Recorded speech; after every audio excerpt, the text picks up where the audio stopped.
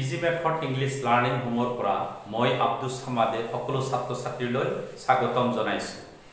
আজি এটি গুৰুত্বপূৰ্ণ টপিক ইম্পাৰটিভ নেৰেশ্যন বা ইম্পাৰটিভ স্পীচ সম্পৰ্কে আলোচনা কৰিম।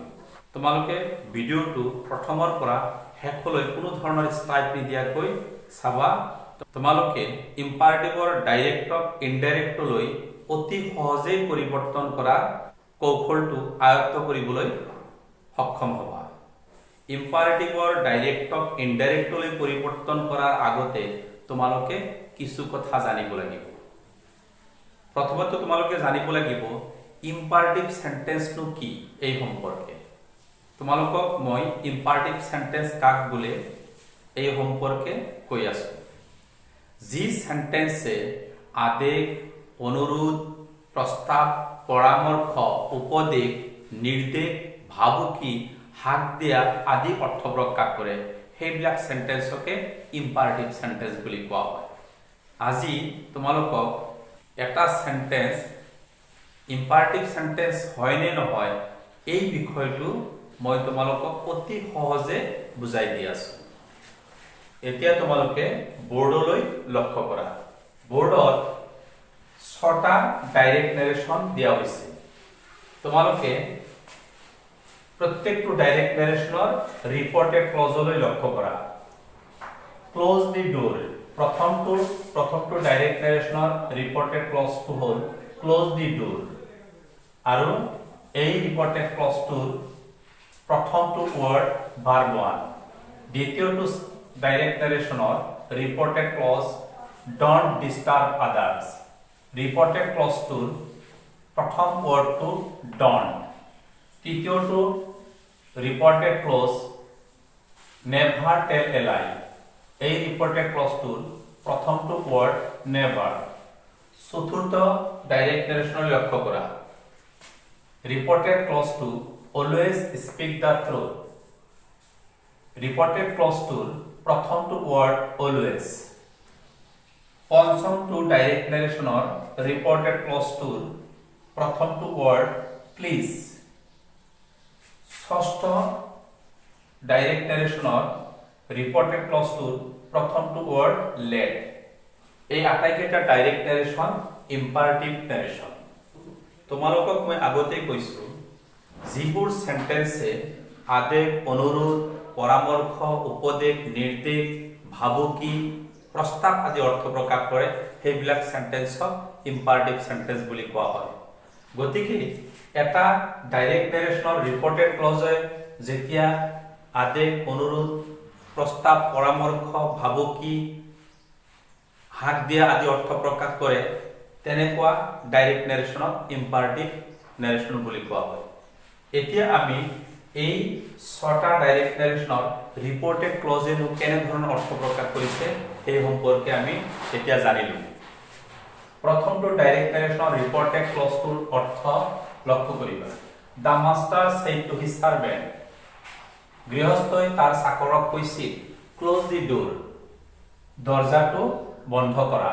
তেনেহলে ওপৰৰ ডাইৰেক্ট নেৰেশ্যনটোৰ মাষ্টাৰ অৰ্থাৎ গৃহস্থই চাকৰক ক্লোজ দি ডোৰ বুলি কৈছিল, অৰ্থাৎ দৰজাটো বন্ধ কৰা।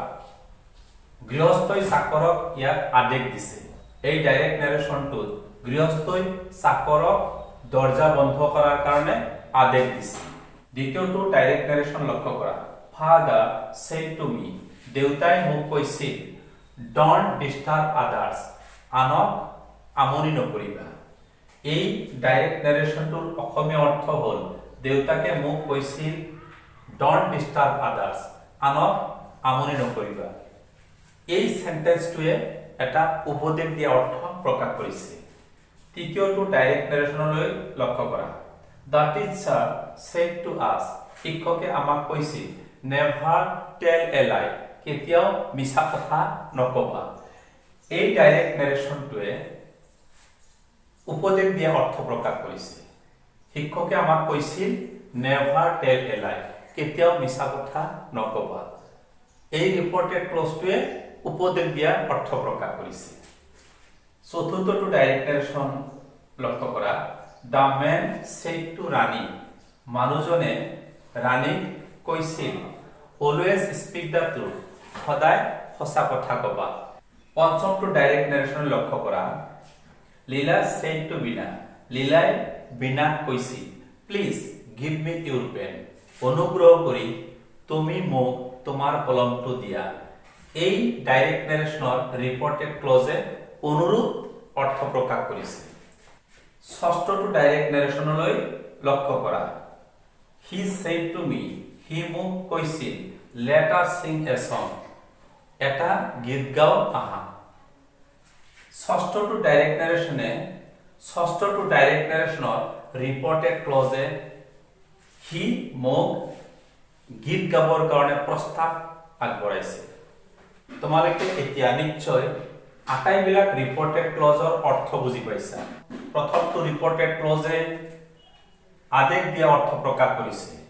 দ্বিতীয়টো ৰিপৰ্টেড ক্লজ ডন্ট ডিস্টাৰ্ব আদাৰ্স, এই ৰিপৰ্টেড ক্লজে উপদেশ দিয়া অৰ্থ প্ৰকাশ কৰিছে। তৃতীয়টো reported clause never tell a lie, এই ৰিপৰ্টেড ক্লজটোৱে উপদেশ দিয়া অৰ্থ প্ৰকাশ কৰিছে। চতুৰ্থটো reported clause always speak the truth, এই ৰিপৰ্টেড ক্লজটোৱে উপদেশ দিয়া অৰ্থ প্ৰকাশ কৰিছে।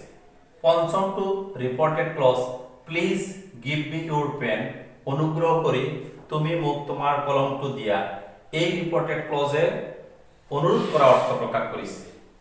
ষষ্ঠটো reported close let us Singh a song, এই ৰিপৰ্টেড ক্লজটোৱে কোনো এটা কাম কৰাৰ কাৰণে প্ৰস্তাৱ আগবঢ়াইছে।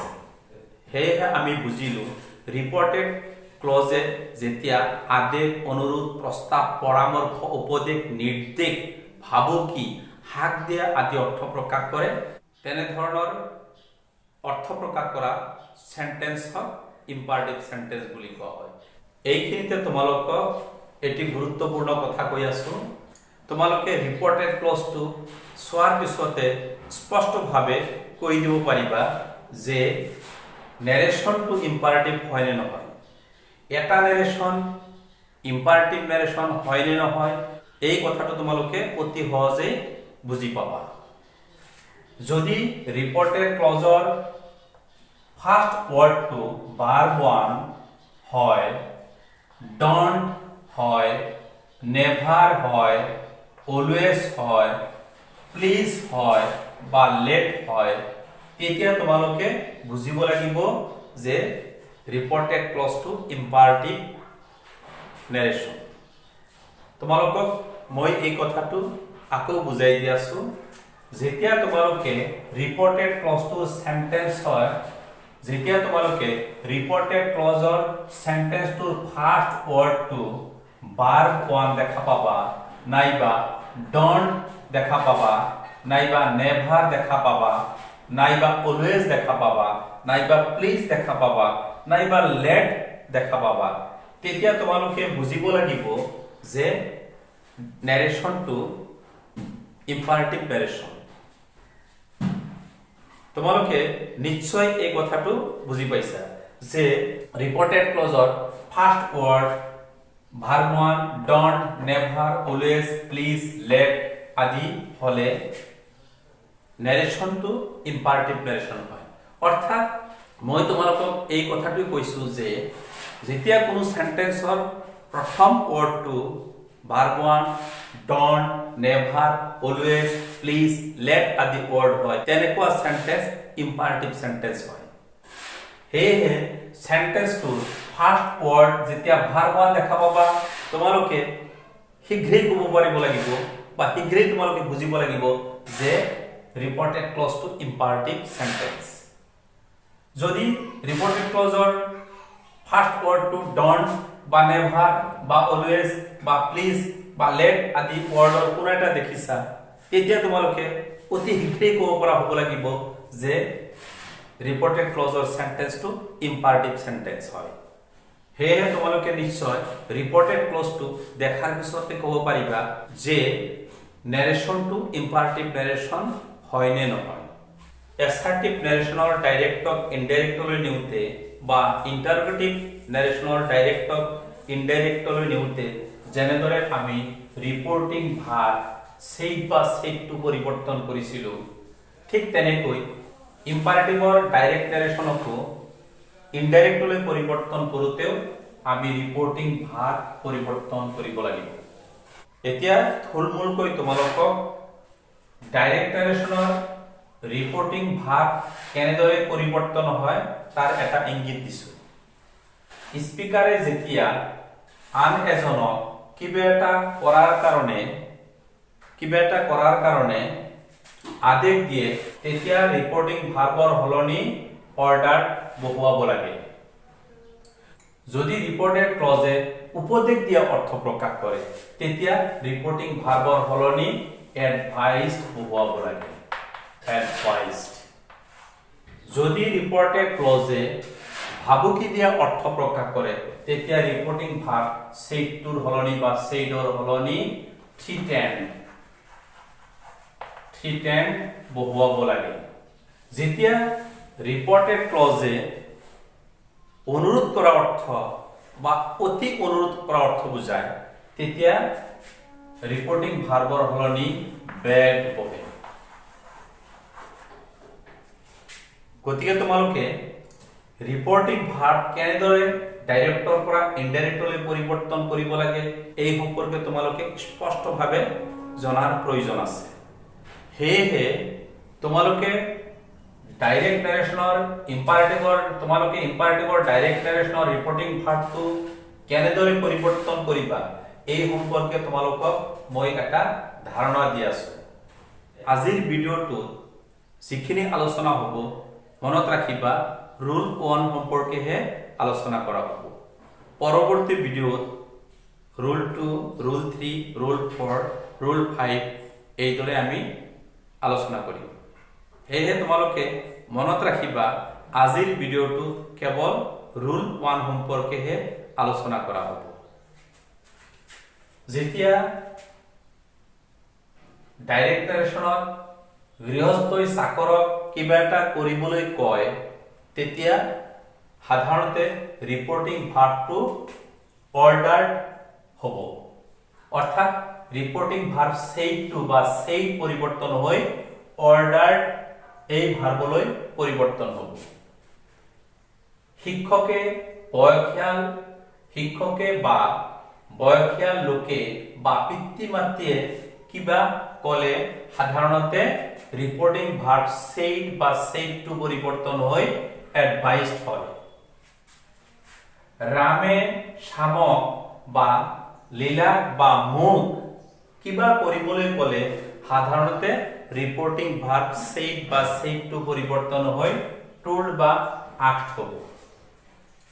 ৰামে শ্যামক বা লীলাক বা মোক কিবা কৰিবলৈ যদি হাক দিয়ে তেতিয়া ইনডাইৰেক্টত সাধাৰণতে ৰিপৰ্টিং ভাৰ্ব সেইড বা সেইডটো পৰিৱৰ্তন হৈ ফৰবেড হ'ব।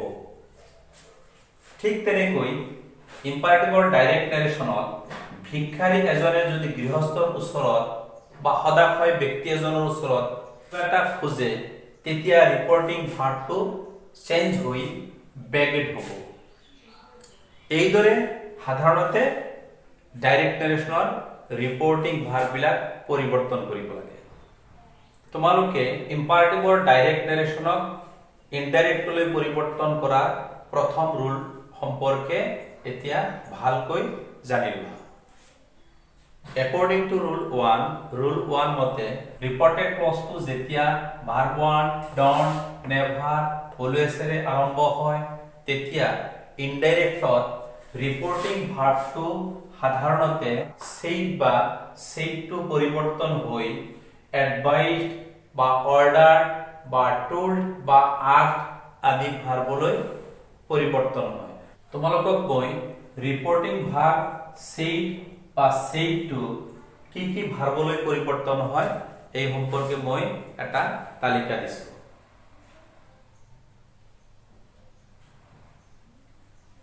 এই তালিকাটো তোমালোকে স্ক্ৰীনশ্বট মাৰি লোৱা। ইতিমধ্যে তোমালোকক মই কৈছো ৰিপৰ্টেড ক্লজটো প্ৰথম ৱৰ্ড যেতিয়া ভাৰ্ব 1 don't, never, always ইত্যাদি ৱৰ্ডৰ কোনো এটা ৱৰ্ড হয় তেতিয়া বুজিব লাগিব যে ইম্পাৰেটিভ নাৰেশ্যনটো ডাইৰেক্টৰ পৰা ইনডাইৰেক্টৰ নিউতে ৰুল 1 মতে আমি ইনডাইৰেক্টলৈ পৰিৱৰ্তন কৰিব লাগিব। ৰুল 1 মতে ৰিপৰ্টিং ভাৰ্বটো কি ভাৰ্বলৈ পৰিৱৰ্তন হয় মই ইতিমধ্যে তোমালোকক লিষ্টটো দিলো। এতিয়া আমি এই চাৰিটা ডাইৰেক্ট নাৰেশনক ইনডাইৰেক্টলৈ পৰিৱৰ্তন কৰিম। ইনডাইৰেক্টলৈ পৰিৱৰ্তন কৰোতে ৰিপৰ্টিং ভাৰ্ব বিলাক কেনেদৰে পৰিৱৰ্তন হয় আৰু ৰিপৰ্টেড ক্লজটো কেনেদৰে পৰিৱৰ্তন হয় এই কথাটো তোমালোকে খুব মনোযোগেৰে লক্ষ্য কৰিবা। প্ৰথমটো ডাইৰেক্ট নাৰেশনত ৰাম said to হৰি, ৰামে হৰিক কৈছিল give me a pen, মোক এটা কলম দিয়া। ৰামে যেতিয়া হৰিক বা ৰামে শ্যামক, ৰামে লীলাক বা ৰামে যদি মোক কিবা এটা কৰিবলৈ কয় তেতিয়া আমি ৰিপৰ্টিং ভাৰ্বৰ হলনি told বা asked এই দুটা ভাৰ্বৰ যিকোনো এটা ভাৰ্ব ইনডাইৰেক্টত ব্যৱহাৰ কৰিম। হেহে এই ডাইৰেক্ট নাৰেশনটোক ইনডাইৰেক্টলৈ পৰিৱৰ্তন কৰোতে ৰাম আমি ৰামৰ পিছত সেইটোৰ হলনি told ব্যৱহাৰ কৰিব পাৰা বা asked ব্যৱহাৰ কৰিব পাৰা। ৰাম told বা asked হৰি। তাৰ পিছত যেতিয়া ৰিপৰ্টেড ক্লজটো ভাৰ্ব 1 এৰে আৰম্ভ হোৱা সেন্টেন্স হ'ব তেতিয়া ভাৰ্ব 1 ৰ আগত কেৱল টু ব্যৱহাৰ কৰিব লাগে। টু গিভ ভাৰ্ব 1 ৰ আগত টু ব্যৱহাৰ কৰিছো, টু বহুৱাইছো। তাৰ পিছত লক্ষ্য কৰা ৰিপৰ্টেড ক্লজত এটা প্ৰনাউন আছে মি। তোমালোকক মই ইয়াৰ আগৰ ভিডিও বিলাকত ডাইৰেক্টৰ পৰা ইনডাইৰেক্টলৈ পৰিৱৰ্তন কৰোতে ৰিপৰ্টেড ক্লজৰ প্ৰনাউন কেনেকৈ পৰিৱৰ্তন কৰিব লাগে এই সম্পৰ্কে বিস্তৃতভাৱে বুজাই দিছো। তেতিয়া তোমালোকক সেই ভিডিওটোত তোমালোকক কৈছিলো যে ৰিপৰ্টেড ক্লজৰ যদি ফাৰ্স্ট পাৰসন প্ৰনাউন থাকে সেই ফাৰ্স্ট পাৰসন প্ৰনাউন অৰ্থাৎ আই মি মাই আদি পৰিৱৰ্তন কৰোতে আই মি মাই এই তিনিটা প্ৰনাউন পৰিৱৰ্তন কৰোতে আমি ৰিপৰ্টিং সাবজেক্টৰ প্ৰনাউন ইয়াতে বহাব লাগিব। গতিকে মি এটা অবজেক্টিভ ফৰ্ম যেহেতু ইয়াৰ ৰিপৰ্টেড ক্লজত আই মি মাই থাকিলে সদায় আমি ৰিপৰ্টিং সাবজেক্ট কি আছে সেই সাবজেক্টৰ প্ৰনাউন ইয়াতে বহাব লাগে। সেই কাৰণে মি আমি পৰিৱৰ্তন কৰি আছো কেনেকৈ ৰিপৰ্টিং সাবজেক্ট ৰাম, ৰামৰ হলনি ৰামৰ প্ৰনাউন হল হি। গতিকে হি ইয়াতে অবজেক্টিভ ফৰ্ম বহিব হিম, কাৰণ মি অবজেক্টিভ ফৰ্ম মি পৰিৱৰ্তন হৈ হিম হল। তাৰ পিছত বাকি ওয়াৰ্ড বিলাক এ পেন এই ইনডাইৰেক্ট নাৰেশন হৈ গ'ল। এইটো ডাইৰেক্ট নাৰেশনক আমি ইনডাইৰেক্ট নাৰেশনলৈ পৰিৱৰ্তন কৰিলো। এতিয়া দ্বিতীয়টো ডাইৰেক্ট নাৰেশন লক্ষ্য কৰা। The teacher said to us, don't tell a lie. এই ৰিপৰ্টেড ক্লজে উপদেশ দিয়া অৰ্থ প্ৰকাশ কৰিছে। সেই কাৰণে ৰিপৰ্টিং ভাৰ্বৰ হলনি আমি এডভাইস বহাব লাগিব। The teacher said to হলনি advised us। যদি ৰিপৰ্টেড ক্লজৰ আৰম্ভণিৰ ওয়াৰ্ডটো ডন্ট থাকে তেতিয়া ইনডাইৰেক্টত ডন্টৰ পৰিৱৰ্তে not to ডন্টৰ পৰিৱৰ্তে not to বহালে হ'ব। তাৰ পিছত বাকি ওয়াৰ্ড বিলাক পৰ্যায়ক্ৰমে বহাব লাগিব। not to tell a lie। 2 number direct narration indirect narration হ'ল the teacher advised us not to tell a lie। অৰ্থাৎ ডন্ট পৰিৱৰ্তন হৈ কেৱল ইনডাইৰেক্টত not to হৈছে। ওপৰৰ ডাইৰেক্ট নাৰেশনটো ভাৰ্ব 1 আছিল, ভাৰ্ব 1 এৰে ৰিপৰ্টেড ক্লজটো আৰম্ভ হৈছিল। ইনডাইৰেক্ট কৰোতে ভাৰ্ব 1 ৰ পৰিৱৰ্তে মাত্ৰ টু গিভ, ভাৰ্ব 1 ৰ পৰিৱৰ্তে অৰ্থাৎ ভাৰ্ব 1 ৰ আগত কেৱল টু বহুৱাই দিয়া হৈছে, বাকি ওয়াৰ্ড বিলাক নিয়ম অনুসৰি বহিছে। এতিয়া তৃতীয়টো ডাইৰেক্ট নাৰেশনলৈ লক্ষ্য কৰা। Father said to me, never waste your time। কেতিয়াও তোমাৰ সময় নষ্ট নকৰিবা। তেনেহলে ৰিপৰ্টেড ক্লজে স্পষ্টত উপদেশ দিয়া অৰ্থ প্ৰকাশ কৰিছে।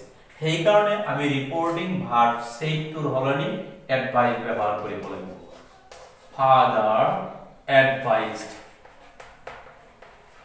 advised me এতিয়া চোৱা অতি সহজেই আমাৰ ৰিপৰ্টেড ক্লজটো চেঞ্জ কৰিব নেভাৰ থাকিলে নেভাৰৰ হলনি নেভাৰ টু তাৰ পিছত বাকি ওয়াৰ্ড বিলাক নিয়ম অনুসৰি বহিব waste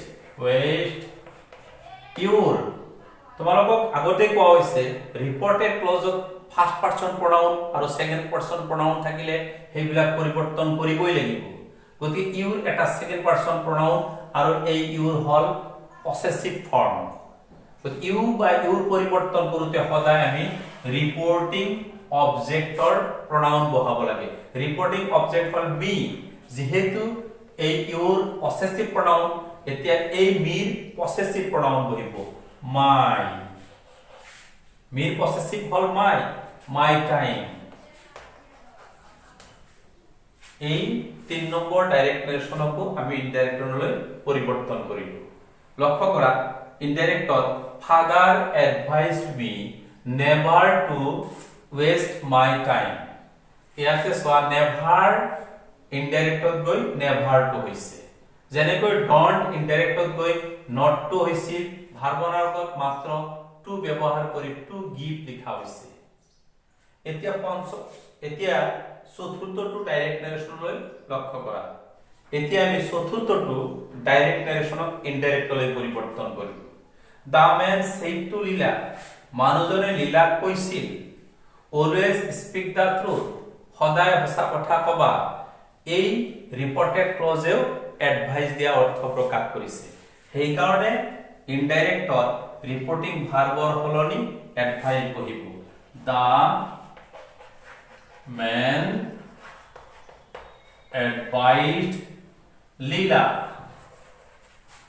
যদি ৰিপৰ্টেড ক্লজটোৰ প্ৰথম ওয়াৰ্ড অলৱেজ হয় ইনডাইৰেক্টত কেৱল অলৱেজৰ পিছত টু বহালে হ'ব অলৱেজ এই কাৰণে অলৱেজ টু তাৰ পিছত স্পীক দা ট্ৰুথ এই শব্দকেইটা যথাযথভাৱে বহুৱাই দিলে হ'ব স্পীক the truth এতিয়া এই ডাইৰেক্ট নাৰেশনটো লক্ষ্য কৰা he said to me don't go home now এইটো এটা ইম্পাৰেটিভ নাৰেশন কিয়নো ৰিপৰ্টেড ক্লজৰ প্ৰথমটো ওয়াৰ্ড don't তোমালোকক মই আগতেই কৈছো যে ৰিপৰ্টেড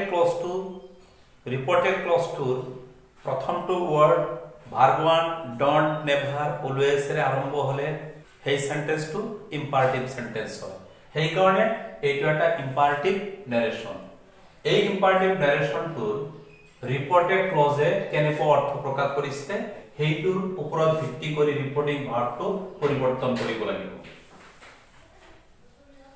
এই ডাইৰেক্ট নাৰেশনটোৰ অৰ্থলৈ লক্ষ্য কৰা he said to me he মোক কৈছিল don't go home now এতিয়া ঘৰলৈ নাযাবা তেতে ৰিপৰ্টেড ক্লজে কি অৰ্থ প্ৰকাশ কৰিছে হাক দিয়া বা মানা কৰা অৰ্থ প্ৰকাশ কৰিছে যেতিয়া ৰিপৰ্টেড ক্লজে মানা কৰা অৰ্থ বা হাক দিয়া অৰ্থ প্ৰকাশ কৰে তেতিয়া ইনডাইৰেক্টত ৰিপৰ্টিং ভাৰ্বৰ হলনি ফৰবেড ব্যৱহাৰ কৰিব লাগে ফৰবেড হি ফৰবেড মি তাৰ পিছত নিয়ম মতে ডন্টৰ পৰিৱৰ্তে ইনডাইৰেক্টত নট টু লিখিব লাগে কিন্তু যেতিয়া ৰিপৰ্টেড ক্লজটোৱে মানা কৰা অৰ্থ প্ৰকাশ কৰে তেতিয়া আমি ৰিপৰ্টিং ভাৰ্বৰ হলনি ফৰবেড ব্যৱহাৰ কৰো আৰু ফৰবেড ব্যৱহাৰ কৰিলে ইনডাইৰেক্টত ডন্টৰ পৰিৱৰ্তে আমি নট টু নিলিখি কেৱল টু হে লিখিব লাগিব তোমালোকে এই কথাটো গুৰুত্ব সহকাৰে মনত ৰাখিবা যেতিয়া ডন্টেৰে আৰম্ভ হোৱা সেন্টেন্সে মানা কৰা বা হাত দিয়া অৰ্থ প্ৰকাশ কৰে তেতিয়া ইনডাইৰেক্টত ৰিপৰ্টিং ভাৰ্ব said বা said টুৰ হলনি ফৰবেড বহুৱাব লাগে যেতিয়া ফৰবেড বহুৱা হয় যেতিয়া ৰিপৰ্টিং ভাৰ্ব said বা said টুৰ হলনি ফৰবেড ব্যৱহাৰ কৰা হয় তেতিয়া ইনডাইৰেক্টত ডন্টৰ পৰিৱৰ্তে নট টু নিলিখি কেৱল টু হে লিখিব লাগিব ডন্টৰ পৰিৱৰ্তে নিয়ম মতে নট টু লিখিব লাগিছিল ইয়াৰ আগৰ উদাহৰণ বিলাকত তোমালোকক কৈছো যে ডন্টৰ পৰিৱৰ্তে নট টু বহাব লাগে কিন্তু যেতিয়া ডন্টেৰে আৰম্ভ হোৱা ৰিপৰ্টেড ক্লজটোৱে মানা কৰা অৰ্থ বা হাত দিয়া অৰ্থ প্ৰকাশ কৰে তেতিয়া ইনডাইৰেক্টত ৰিপৰ্টিং ভাৰ্বৰ হলনি ফৰবেট ব্যৱহাৰ কৰিব লাগে ফৰবেট ব্যৱহাৰ কৰিলে ইনডাইৰেক্টত ডন্টৰ পৰিৱৰ্তে নট টু নবহুৱাই মাত্ৰ টু বহাব লাগে তাৰ পিছত বাকি ওয়াৰ্ডবিলাক পৰ্যায়ক্ৰমে নিয়ম মতে বহাব লাগে তাৰ পিছত কি আহিল আমি ডন্টৰ পৰিৱৰ্তে কি লিখিলো টু টু কিয় লিখিলো যেহেতু আমি ৰিপৰ্টিং ভাৰ্বৰ হলনি ফৰবেট ব্যৱহাৰ কৰিছো ফৰবেট ব্যৱহাৰ কৰিলে ডন্টৰ পৰিৱৰ্তে নট টু নিলিখি কেৱল টু লিখিব লাগিব তাৰ পিছত ওয়াৰ্ডবিলাক আমি পৰ্যায়ক্ৰমে গো হোম ডাইৰেক্টত নাও থাকিলে ইনডাইৰেক্টত কি হয় দেন এই ডাইৰেক্ট নাৰেশনটো আমাৰ ইনডাইৰেক্ট নাৰেশন কৰা হৈ গ'ল এতিয়া আন এটা উদাহৰণ দিছো Robin said to Leela come here এই ডাইরেক্ট নারেশনত রবিনে লীলাক কৈছে কি কৈছে কাম হিয়ার ইয়ালৈ আহা তেন্তে এই ডাইরেক্ট নারেশনত রবিনে লীলাক জাস্ট ইয়াত আহিবলৈ কৈছে ইয়াত অৰ্ডাৰো দিয়া নাই উপদেশ দিয়া নাই সেই কাৰণে ৰিপৰ্টিং ভাৰ্বৰ হলনি আমি told বা আট ব্যৱহাৰ কৰিব পাৰো ৰবিন told লীলা তাৰ পিছত এতিয়া ৰিপৰ্টেড ক্লজটো লৈ আহা কাম হিয়াৰ যেতিয়া ৰিপৰ্টেড ক্লজটো ভাৰ্ব ওৱানেৰে আৰম্ভ হয় তেতিয়া ইনডাইৰেক্টত মাত্ৰ ভাৰ্ব ওৱানৰ আগত টু বহাব লাগে গতিকে কামৰ আগত টু বহুৱাই ললো ইনডাইৰেক্টত এতিয়া কাম ডাইৰেক্টত থাকিলে ডাইৰেক্টত কাম থাকিলে ইনডাইৰেক্টত গো হয় গো হিয়াৰ থাকিলে ইনডাইৰেক্টত দিয়াৰ এনেদৰে আমি ডাইৰেক্টক ইনডাইৰেক্টলৈ পৰিৱৰ্তন কৰিলো এতিয়া আন এটা উদাহৰণ তোমালোকক দিছো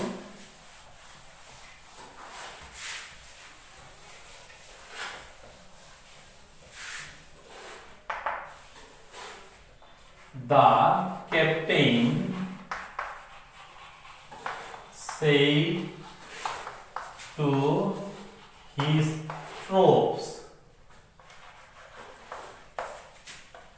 fire on the enemy.